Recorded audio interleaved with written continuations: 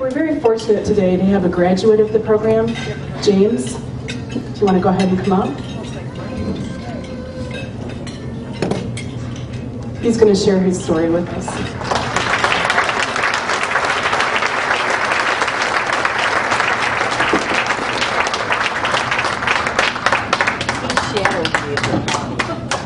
And I want to add the sidebar comment. I understand now why there's no fashion show this year. You all are the fashion show. The outfits in here are phenomenal. Welcome, James. Thank you, everybody. Seen many familiar faces and many faces that aren't so familiar but would like to get familiarized with you guys. As you guys heard, my name is James, and I graduated the CARE program over a year ago. February 1st was my discharge date. And I would like to just say a couple thank yous. Thank you for those that have housed me over the past weekend. I come from Champaign, and so that was one thing that needed to be taken care of. And I'd also like the board for inviting me, to thank the board for inviting me back to once again share my story with all of you. So thank you.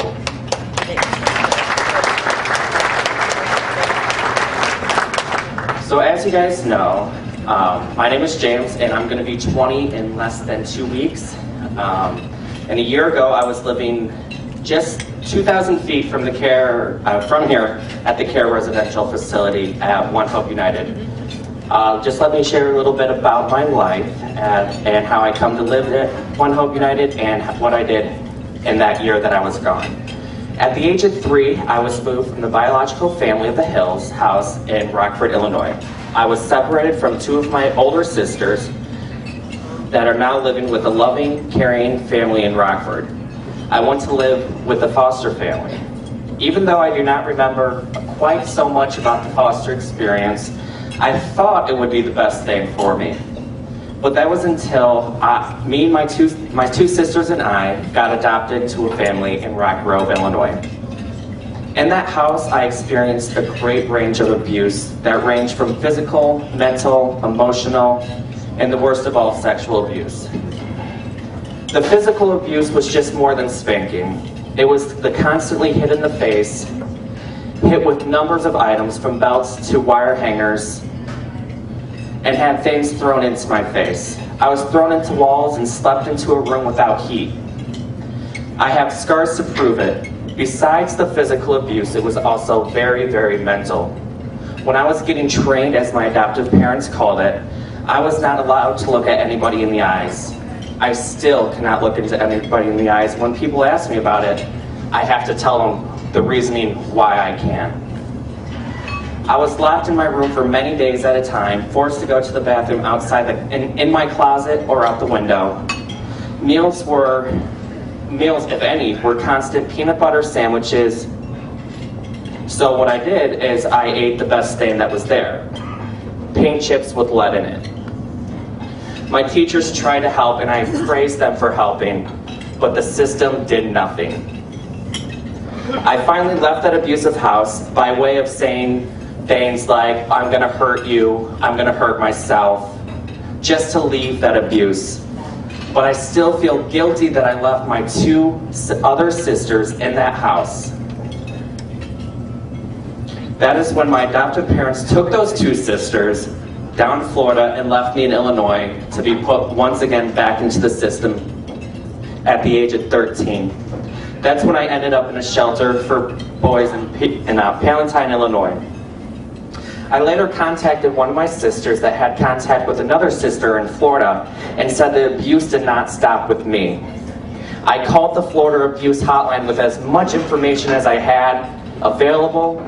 I did Google searches on where they could possibly be living, workplaces where the adoptive parents could possibly be working, but the operator on the phone once again said, we do not have enough information to do anything, not even a sheriff visit.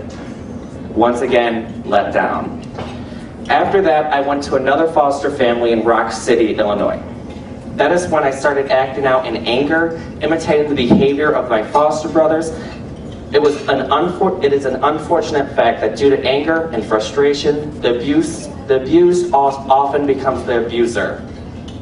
My next step was a group home in Aurora, where I was once again taken advantage of by the boys that lived in that facility. When I first came to live at One Hope United, formerly then I was known as Kids Hope United, so I had a very strong feeling that my life was about to change for the better, and it did. The Cary Residential Program is not all fun, but if you have fun your whole life, what lessons do you learn from fun? It was the One Hope United staff that stressed the importance of school, and I would be the first one in my siblings to ever graduate from high school, and even did it early. The biggest lesson that I have learned from One Hope United, from the staff, from the supervisors, to the people that work at the different administration buildings, is that you cannot give up on these youth, on these young adults. Because every adolescent deserves a second chance at this crazy game called life.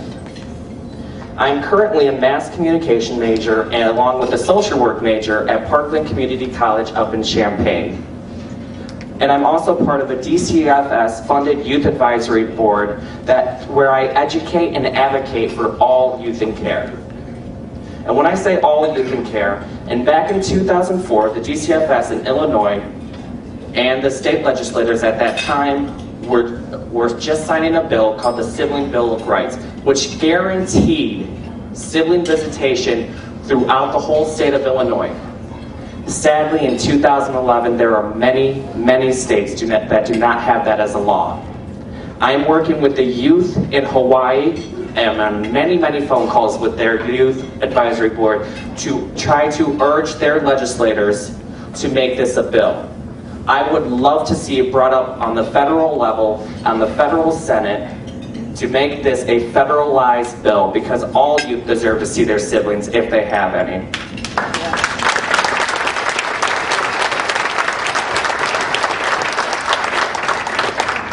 I know firsthand experience that the system, there is so many things to change, but it's a very good system and it's a very good start. Child abuse needs to be taken very, very seriously. Abusive parents should not just be able to take the children to another state and thereby escaping jurisdiction, as happened with my abusive parents, took my sisters down to Florida. Therapy, many, many types of therapy are needed to allow these youth the opportunity to speak and have a voice in what would happen to them. They need to know that it's okay to speak against their abusers, to trust somebody who cares about them, and understand them, importantly, to give them hope and the tools that they need to improve their future. I know that I am only one person, but with one person with a dream can accomplish great things. It is time for Americans, young and old, to stand up for the rights of those that cannot stand up for themselves. We need to fight for stricter laws against those those who abuse children. We need stricter laws to prosecute child abuse. This is my passion to see this happen. We need to fight for those that cannot fight for themselves out of fear. Stand up for those that cannot stand due to fear, and speak for those that cannot speak because of fear. I got out alive, but not everybody is as lucky. I may have been a victim of child abuse, but I refuse to be a victim one more time. When I turn on the television and see another child has died because of abuse, I feel like I was the one that was hurt. When I see policymakers in Springfield and in DC make laws that affect youth, you can count on me to be there. These youth have a voice. These youth need a voice in the House of Representatives, the Senate, and the governor's office, along with the president's office. Do not let these young leaders of the country down. I urge you to take a stand with me, with One Hope United, in our fight to protect children and strengthen families. Thank you so much. You guys have been a great help.